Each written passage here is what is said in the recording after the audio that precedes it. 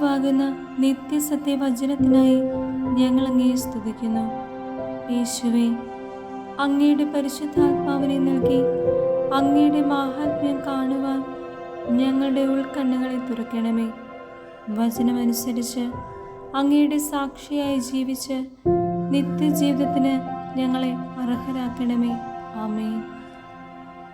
വിശുദ്ധ പൗലോസ് ശ്ലീഹ കൊരിന്ത്യർക്കാർക്ക് എഴുതിയ 1-ാം ലേഖനം 11-ാം അധ്യായം 1 മുതലുള്ള തിരുവചനങ്ങൾ. ഞാൻ ക്രിസ്തുവിനെ അനുകരിക്കുന്നത് പോലെ നിങ്ങൾ എന്നെ അനുകരിക്കുവിൻ. സ്ത്രീകളും ശിരോവസ്ത്രവും. എല്ലാ കാര്യങ്ങളിലും നിങ്ങളെന്നെ അനുസ്മരിക്കുന്നതിനാലും ഞാൻ നൽകിയ പാരമ്പര്യം അതേപടി സംരക്ഷിക്കുന്നതിനാലും ഞാൻ നിങ്ങളെ പ്രശംസിക്കുന്നു. പുരുഷന്റെ ശിരസ് ക്രിസ്തുവും സ്ത്രീയുടെ ശിരസ് ഭർത്താവും ക്രിസ്തുവിൻ്റെ ശിരസ് ദൈവവുമാണെന്ന് നിങ്ങൾ അറിയണമെന്ന് ഞാൻ ആഗ്രഹിക്കുന്നു. ശിരസ് മൂടിക്കൊണ്ട് പ്രാർത്ഥിക്കുകയോ പ്രവചിക്കുകയോ ചെയ്യുന്ന ഏതൊരു പുരുഷനും തൻ്റെ ശിരസിനെ അവമാനിക്കുന്നു.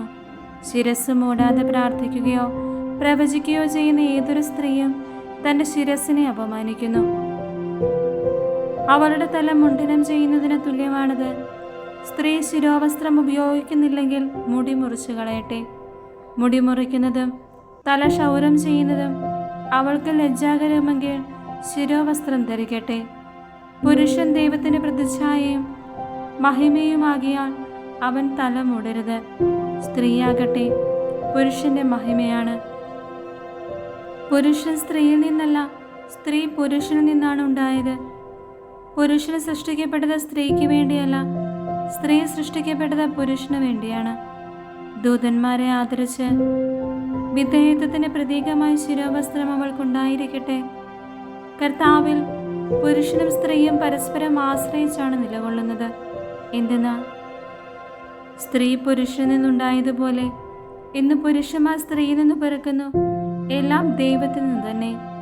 സ്ത്രീ തലമറയ്ക്കാതെ ദൈവത്തോട് പ്രാർത്ഥിക്കുന്നത് ഉചിതമാണോ എന്ന് നിങ്ങൾ തന്നെ തീരുമാനിക്കുവിൻ. നീണ്ട മുടി പുരുഷന് അപമാനമാണെന്നും സ്ത്രീക്കത് ഭൂഷണമാണെന്നും പ്രകൃതി തന്നെ പഠിപ്പിക്കുന്നില്ലേ? തലമുടി സ്ത്രീക്കൊരു ആഭരണമായി നൽകപ്പെട്ടിരിക്കുന്നു. അഭിപ്രായ വ്യത്യാസമുള്ളവരോട് എനിക്ക് പറയാനുള്ളത്, ഞങ്ങൾക്കോ ദൈവത്തിൻ്റെ സഭകൾക്കോ മേൽ പറഞ്ഞതൊഴികെ മറ്റൊരു സമ്പ്രദായവുമില്ല എന്നാണ്. അത്താഴവിരുന്നിൽ ഭിന്നിപ്പ്.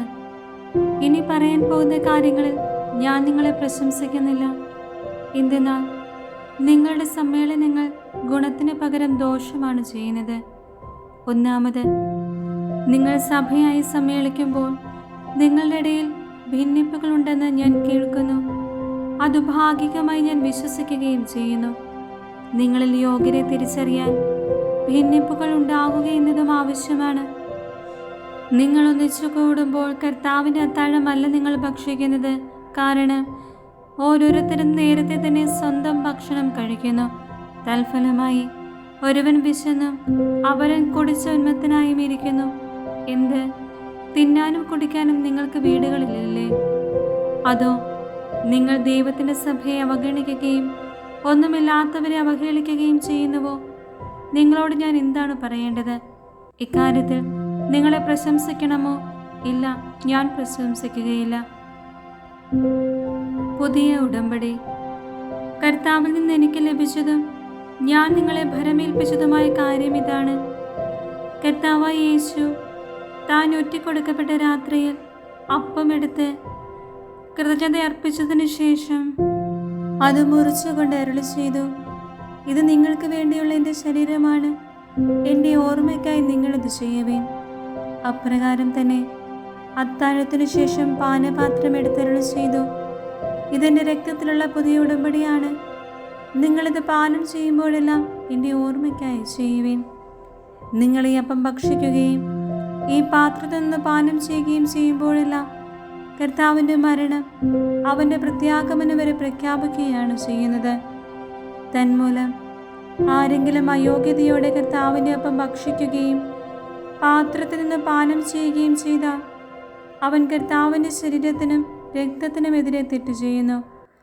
അതിനാൽ ഓരോരുത്തരും ആത്മപരിശോധന ചെയ്തതിനു ശേഷം ഈ അപ്പം ഭക്ഷിക്കുകയും പാത്രത്തിൽ നിന്ന് പാനം ചെയ്യുകയും ചെയ്യട്ടെ. എന്തുകൊണ്ടെന്നാൽ ശരീരത്തെ വിവേചിച്ചറിയാതെ ഭക്ഷിക്കുകയും പാനം ചെയ്യുകയും ചെയ്യുന്നവൻ തൻ്റെ തന്നെ ശിക്ഷാവിധിയാണ് ഭക്ഷിക്കുന്നതും പാനം ചെയ്യുന്നതും. നിങ്ങളിൽ പലരും രോഗികളും ദുർബലരുമായിരിക്കുന്നതിനും ചിലർ മരിച്ചുപോയതിനും കാരണം ഇതാണ്. നാം നമ്മെ തന്നെ ശരിയായി വിധിച്ചിരുന്നെങ്കിൽ നാം വിധിക്കപ്പെടുകയില്ലായിരുന്നു. എന്നാൽ കർത്താവ് നമ്മെ വിധിക്കുകയും ശിക്ഷണ വിധേയരാക്കുകയും ചെയ്യുന്നു. അത് ലോകത്തോടൊപ്പം നമ്മൾ ശിക്ഷിക്കപ്പെടാതിരിക്കാൻ വേണ്ടിയാണ്. എൻ്റെ സഹോദരരെ, നിങ്ങൾ ഭക്ഷണം കഴിക്കാൻ സമ്മേളിക്കുമ്പോൾ അന്യോന്യം കാത്തിരിക്കുവിൻ. വിശപ്പുള്ളവൻ വീട്ടിലിരുന്ന് ഭക്ഷിച്ചു കൊള്ളട്ടെ, അല്ലെങ്കിൽ നിങ്ങളുടെ സമ്മേളനം ശിക്ഷാവിധിക്ക് ഉപകരിക്കുകയുള്ളൂ. ഇനിയുള്ള കാര്യങ്ങൾ ഞാൻ വരുമ്പോൾ ക്രമപ്പെടുത്തിക്കൊള്ളാം.